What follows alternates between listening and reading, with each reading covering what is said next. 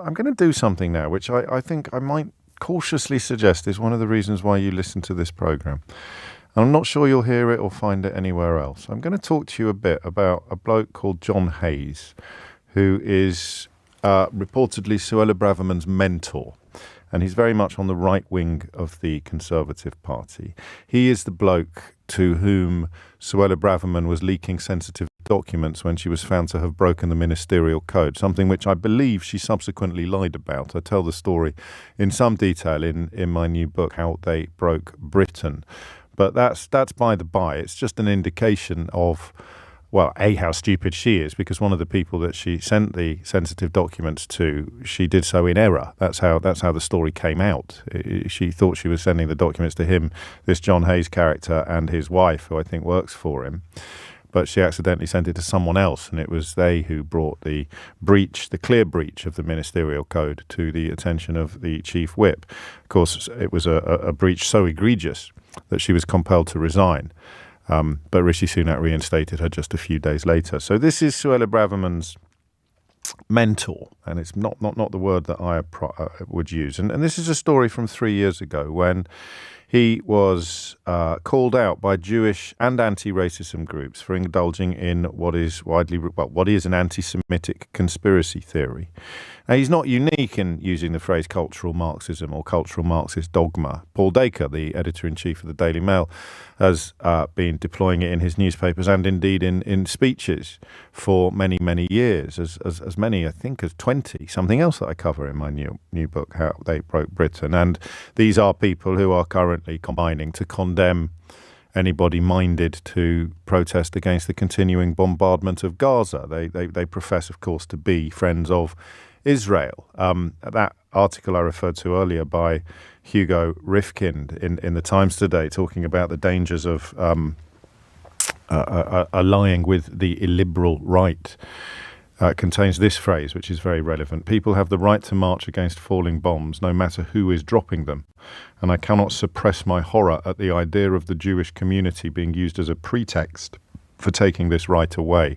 So just a suggestion that some of the loudest voices opposed to these marches may not actually belong to people who are proper friends of Jewish people. And that comes from one of the country's most prominent Jewish journalists. So cultural Marxism, in case you don't know, is a very right-wing conspiracy theory with deep and profound anti-Semitic origins. It centers on the idea that Jewish thinkers, mostly Jewish thinkers from something called the Frankfurt School of Philosophy, represent some sort of fifth column who want to undermine Western values. Are you hearing any little bells tinkling in the background yet? Hasn't Suella Braverman been talking about criminalising the undermining of Western values lately? So this is an anti-Semitic trope. And as a member of, I think what do they call themselves? The Common Sense Group or the Anti-Woke Coalition? I'm not sure. But they wrote to the Telegraph, I think, 3 years ago because the National Trust was publishing more history of its properties. I'll say that again because it remains controversial. People like this chap, John Hayes, who is a proud deployer of the anti-Semitic phrase cultural Marxism and is apparently the mentor of Suella Braverman, also has a problem with the National Trust publishing too much history of its own properties. So they wrote that they want to, quote, speak for the silent majority of voters tired of being patronised by elitist bourgeois liberals whenever issues such as immigration or law and order are raised. That in response to the idea of a stately home that was built in large part with money raised from slavery, containing information on its premises that it was built with money raised in large part from slavery. I mean, good God, the controversy, the horror is almost unbearable. And here is the mission statement contained in the letter: to ensure that institutional custodians of history and heritage tasked with safeguarding and celebrating British values, there it is again.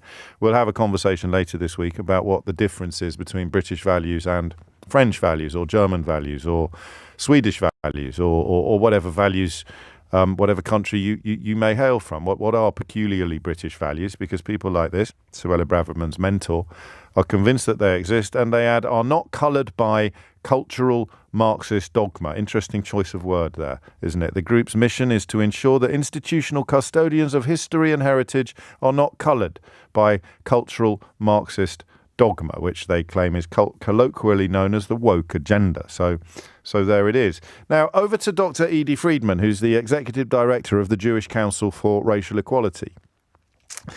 And she told Vice News that it was not acceptable for politicians to use the term cultural Marxism, adding this has been promoted on the far right as an anti-Semitic conspiracy theory and has a dog whistle effect. Again, this is Suella Braverman's mentor.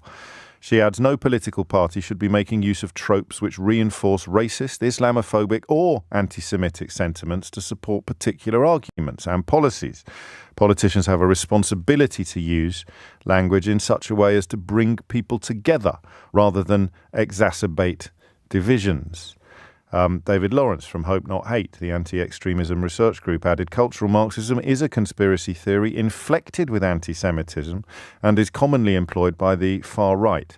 It has even appeared in the manifestos of mass murderers. He's quite right.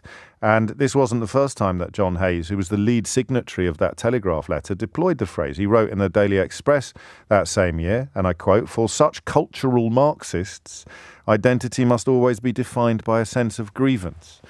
People who spend their entire lives articulating their own deep and largely bogus sense of grievance, often wealthy, privileged, heterosexual white men, in this case with a knighthood, they're the real victims in our society. They're the truly oppressed members of British society.